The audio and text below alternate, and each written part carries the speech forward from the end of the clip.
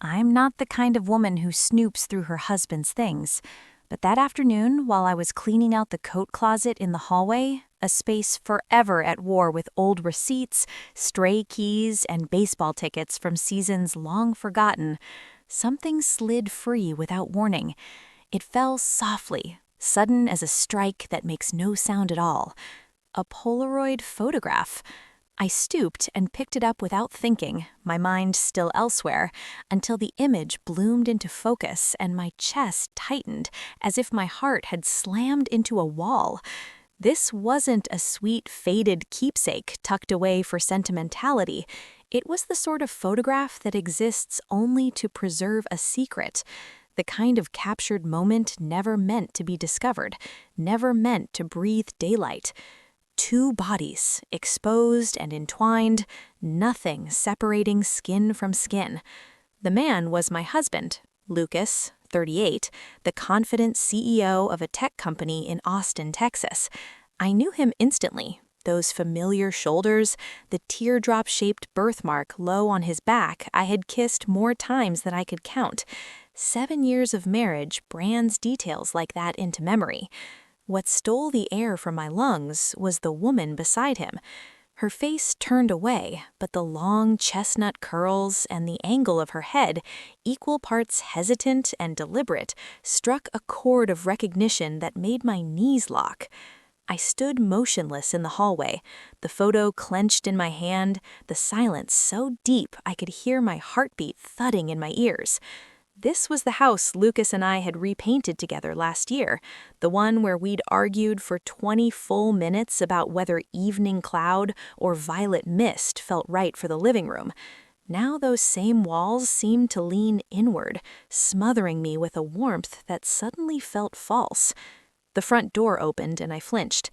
"Zadie, I'm home," Lucas called from the foyer, his voice followed by the familiar clatter of keys landing in the ceramic bowl I'd made him in a pottery class for my 35th birthday, a birthday he'd forgotten entirely until his assistant reminded him.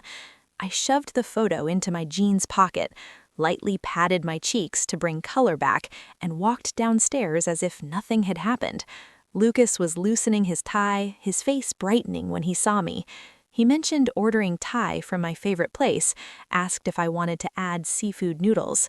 I nodded, my smile carefully practiced. "Sounds great." He leaned in and kissed my forehead, just like always. His usual cologne lingered, but tonight it was layered with something foreign, something that wasn't mine. That night, I didn't sleep. I lay awake watching him breathe, his face calm and untroubled, as if nothing in our world had cracked. I didn't wake him. I didn't accuse or confront. I needed certainty. I needed to know who that woman was. 3 weeks after finding that photo, I was no longer the woman who brewed coffee for her husband every morning before work, no longer the wife who believed in late-night meetings and tired promises of "let's talk tomorrow." I became someone else entirely, someone who noticed patterns and followed trails. I began with his phone. Lucas always left it face down on the table, a habit I once found endearing and now found alarming. One Monday morning, while he showered, I unlocked it quietly with Face ID, a move he never imagined I'd practiced dozens of times while he slept. The recently deleted photos showed nothing, but the call log told another story.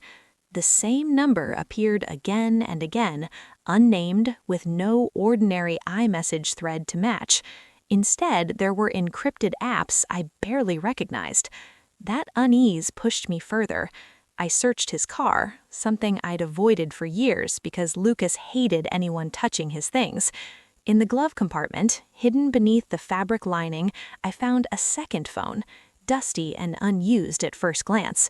I couldn't unlock it immediately, but once it charged and powered on, a signal notification lit up the screen.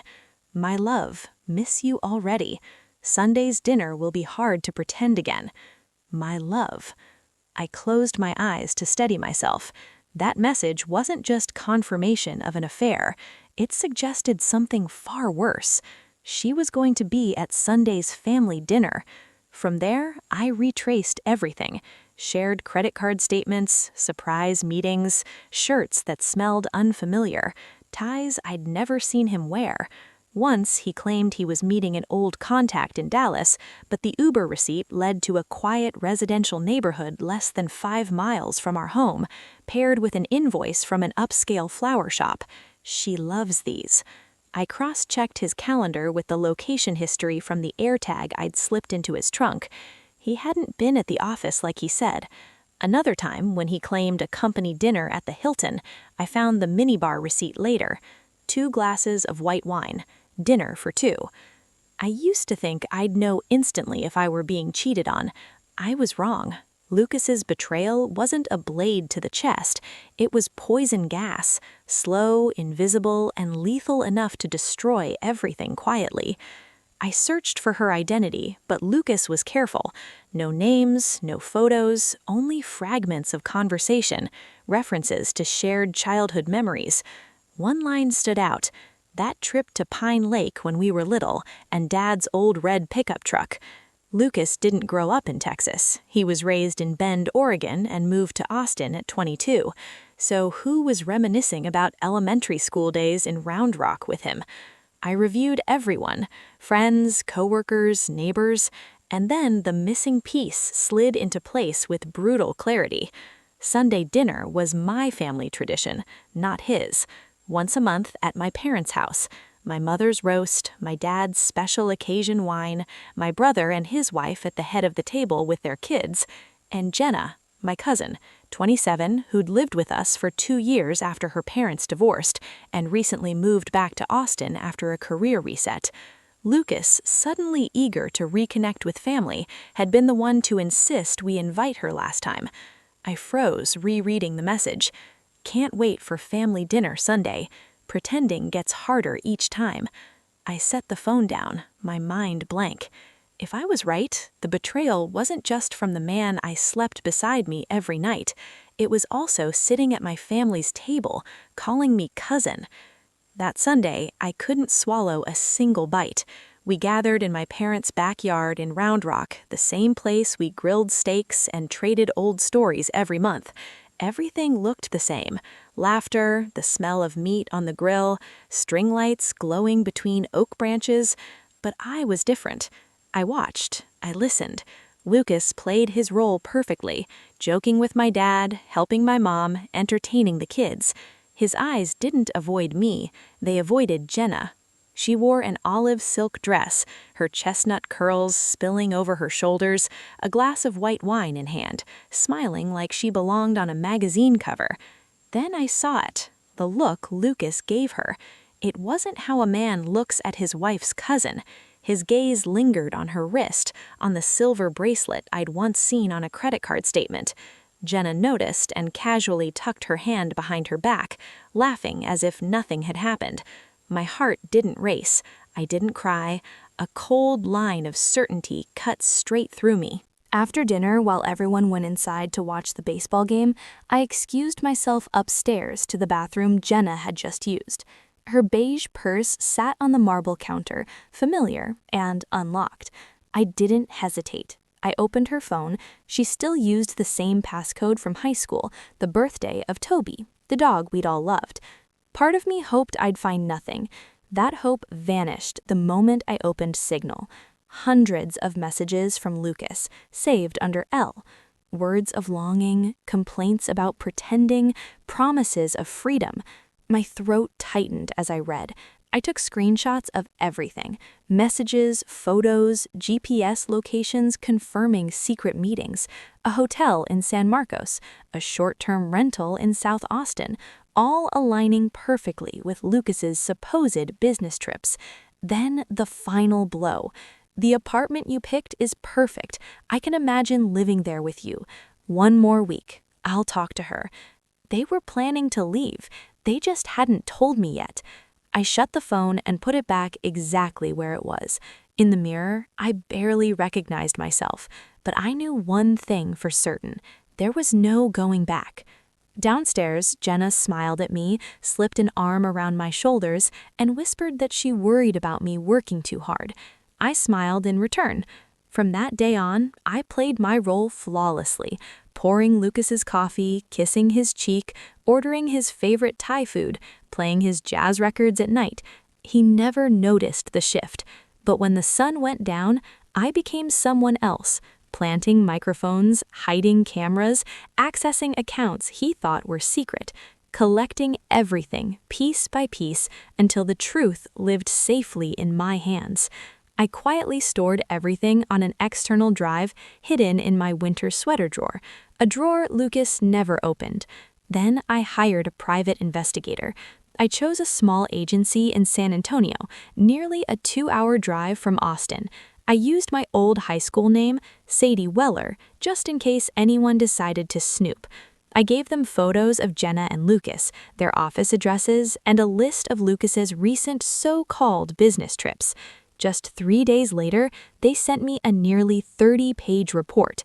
Inside were photos of Jenna and Lucas entering and exiting the same apartment in the South Congress area, a neighborhood Lucas once said he couldn't stand because of the traffic.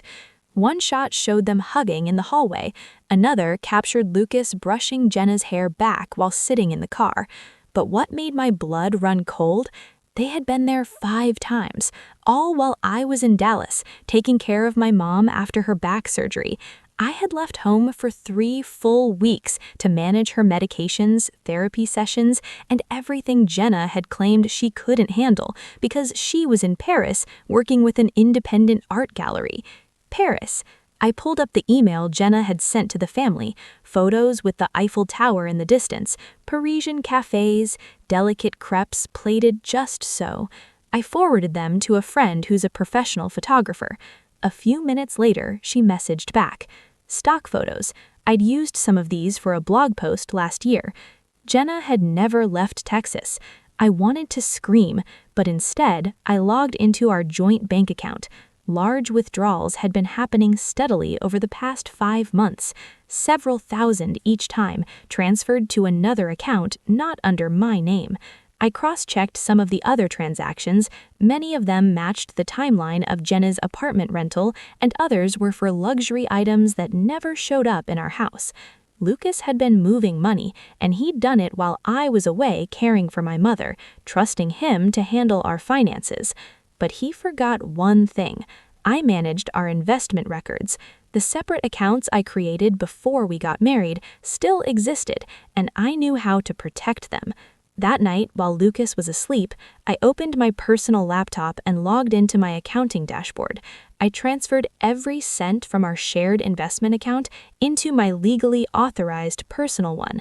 I didn't steal from him. I simply secured what was mine before he had a chance to take it. I also withdrew every penny from the fund my parents had once given the 2 of us as capital to open a small restaurant, the one Jenna had suggested we use to invest in a shared dream between the 3 of us. Their dream built on the ruins of mine. I didn't cry anymore. Whatever feelings I had were long frozen. All that remained was clarity, cold, sharp precision. I reviewed everything again. Hard drives, documents, bank statements, GPS logs, every puzzle piece was in place. Now all I had to do was end the show they didn't know was already over. I chose a Saturday evening, right before the week Lucas was set to be officially announced as a partner at his firm, a career milestone he'd bragged to every family member for the past 2 months.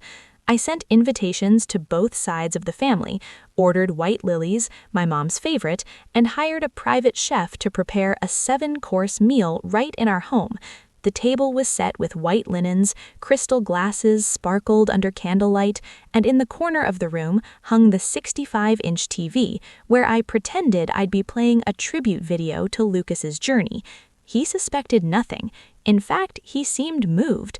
"You've always been by my side," he whispered, wrapping his arms around me as I arranged the wine glasses. I smiled, turned to him, and gently straightened his collar. Of course. Guests began to arrive. My parents, my brother and his family, a few of Lucas's colleagues. Jenna was last, in a tight black dress, lips painted a deep brown red. Too formal for a family dinner, but perfect for someone pretending to be the star of the night. She walked over and kissed my cheek like nothing had happened. "You look amazing," she said, eyes darting briefly toward Lucas. "Thank you," I replied. "You both look radiant." Everyone took their seats. Lucas was the first to speak, raising his glass. "Thank you, Sadie, for putting this beautiful evening together. I wouldn't have achieved what I have today without you." He smiled at me. "And, of course, thanks to the whole family for always supporting me." I tapped my glass against his lightly, my eyes never leaving Jenna. "Before dessert," I said evenly, "I wanted to share a little something about Lucas's journey. Just a few images I've quietly collected over the years." I pressed the remote. The large screen lit up. It started with wedding photos, us in our formal wear under the floral arch, sunlight catching in my hair. Vacation pictures followed, family dinners, sweet snapshots with both our parents. My mom dabbed at her eyes. Lucas squeezed my hand, his gaze soft. I waited a few more seconds, then pressed again. The first image, Lucas hugging Jenna at the door of the South Congress apartment. The second, a message from Lucas to Jenna pretending is getting too hard, just a few more weeks. The third, a lease agreement signed by Lucas W. Hatcher and co-signed by Jenna L. Burns. Silence fell over the room. Only the faint clatter of a child's spoon hitting the floor broke it. I stood slowly, stepping into the center of the room. I think everyone deserves to know exactly what's been going on behind the perfect smiles of Lucas and my cousin. Lucas shot up from his seat, face drained of color. "Sadie, you've got this all wrong." I raised a hand to silence him. "No, I've just been waiting until I had enough proof." I continued the slideshow. Bank transfer data from our joint account to Lucas's private one. Jenna calling me too sensitive, she'll get used to it. And finally, a photo captured by a hidden camera in our home. Jenna and Lucas seated close together, his arm wrapped around her in my own office. Jenna jumped from her chair. "Sadie, it's not what you think. I don't—" I cut her off, my voice calm, eerily calm.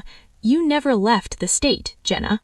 Those Paris photos were just stock images. You were here the whole time I was taking care of Mom, and you used the money our parents gave me to rent that apartment with Lucas. My dad stood frozen, lips trembling. "Jenna, is it true?" No one answered. Jenna's silence was the clearest confession of all. I turned to everyone. But that's not all. She used Lucas to squeeze her way into a prestigious art gallery. That upcoming exhibit she's about to open next month, it's not talent, it's connections. I clicked again. An email sent to every gallery across the Boston area, providing proof of the inappropriate relationship between the artist and her sponsor. And finally, an email from the director of Hart and Bell Ballery. "Jenna Burns' exhibition is hereby canceled. We do not work with individuals who lack integrity." Lucas roared, "You're going to destroy everything." Sadie answered, "No, you already did. I just turned on the light." No one said a word after the screen went black. Only the chandelier's glow remained, flickering against half-blow wine glasses in a room full of stunned, confused, furious stares. Lucas collapsed into his chair, fists clenched, but too drained to keep hiding. Jenna stood stiff, eyes fixed on the hardwood floor like it might save her from the weight of every gaze in the room. I reached into my coat pocket and pulled out 2 envelopes.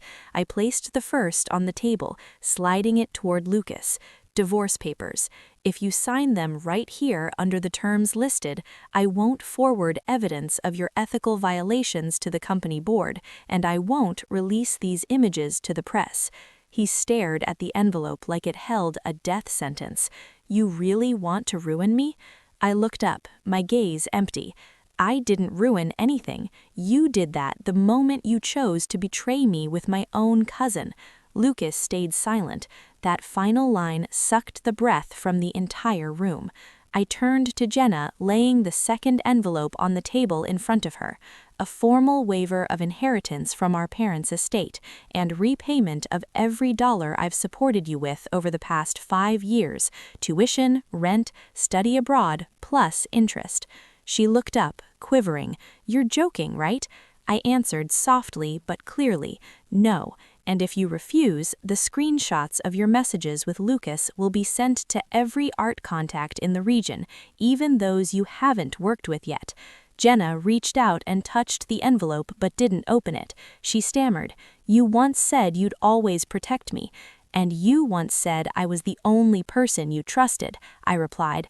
The difference is, I kept my word, you didn't. My father spoke, his voice low but firm. Jenna, I don't know what you were thinking, but this family has no place for betrayal.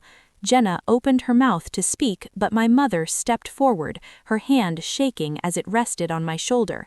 How long have you been carrying this alone, Sadie? Why didn't you tell me? I looked at her, and for the first time that night, my voice cracked. Because I didn't want anyone else to get hurt. My brother stood, walked around the table, and stopped in front of Lucas. I thought you were part of this family, but you turned it into the backdrop for the cheapest betrayal I've ever seen. Lucas bowed his head. No words, no excuses left. Jenna sat down quietly, pulled a pen from her purse, and signed the waiver. Her hands trembled. A tear dropped onto the corner of the paper. No one comforted her. I picked up both envelopes, slid them into my leather bag, and returned to my seat. Thank you all for coming to tonight's dinner. I'm sorry it wasn't the joyful gathering you expected. My father stood. Sadie, you don't owe anyone an apology. They do. And if you ever need anything, your parents are here. My mom nodded, tears streaming down her cheeks. Family won't leave you alone again. Jenna stepped toward me, but I backed away, not out of rage, but because the distance between us couldn't be measured in words anymore. Lucas stepped forward. I'll sign. But Sadie, I cut him off. Save that explanation, you'll need it for your company legal meeting on Monday. A dry laugh came from one of the guests. No one felt joy, but everyone saw clearly. The tide had turned. 1 year later, I live in a small 6th-floor apartment in downtown Austin, overlooking Zilker Park. Floor-to-ceiling windows let in the early sunlight as I read the paper with a hot cappuccino beside a lavender pot I planted the day I moved in. No more fake dinners, no more pouring coffee for a man who had planned his escape behind my back. I live alone, but I'm not lonely. My career at the architecture firm has entered a new chapter. After landing the Houston Commercial Complex contract, I was appointed project lead, a role I once hesitated to take because I was busy caring for family. Now I give my own ambitions the space they deserve. Lucas is no longer in Austin. After an internal ethics review for conflict of interest and client data misuse, he wasn't fired, but he was transferred to the Salt Lake City branch. Every speaking engagement, interview, and promotion vanished overnight. He tried emailing me just to explain. I never opened it. Jenna went back to Paris, this time for real, not to host an exhibition but to escape the eyes of those who once believed in her. She sent me 3 handwritten letters. The first said she was too tired of the family's expectations. The second was an apology, 5 pages long. The third was short. I wish I could go back. I understand if you can't forgive me. I kept all 3 letters in the bottom drawer of my desk, not to revisit the past, but to remind myself I moved on without needing anyone's approval. My new life has no room for voices that silence my own feelings. I painted my living room walls olive green, the color Lucas once called dark and unsophisticated. I hung my own drawings on them, sketches I make every weekend as a way to release. At times, a grocery aisle still stirs old memories. Lucas's favorite ice cream, a dress Jenna once borrowed, but they no longer carry pain. What once brought pain has become the foundation of a calmer, stronger, more whole version of Sadie. Once, while sitting with my mom at a small cafe near my home, she took my hand and said, "I'm sorry I let you carry it all alone for so long. I see it now. You're the strongest one in this family." I smiled, not answering right away, but in my heart one sentence echoed clearly. They thought I was weak, but it was my silence and steadiness that brought them down. I didn't seek revenge by screaming or exposing them.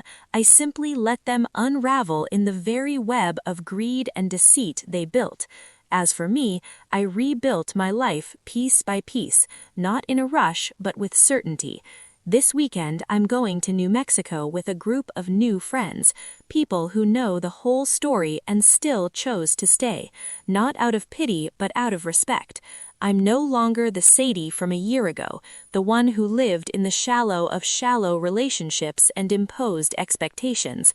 Now I live in my own light, and on sunny days like these, I know more clearly than ever. Freedom doesn't come after being hurt. It's something we choose when we're brave enough to let go of what's no longer worthy. Sadie's story is a powerful reminder that the harshest betrayals sometimes come from those we trust most, but instead of retaliating in anger, she chose to rise with reason and strength.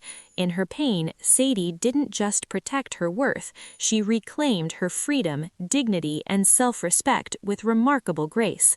In real life, some wounds are unavoidable, but how we respond defines who we are, resilient, empowered, and no longer compromising for what we don't deserve. What do you think about how Sadie faced betrayal and rebuilt her life? Share your thoughts in the comments below, and don't forget to follow the channel for more powerful and inspiring stories about family.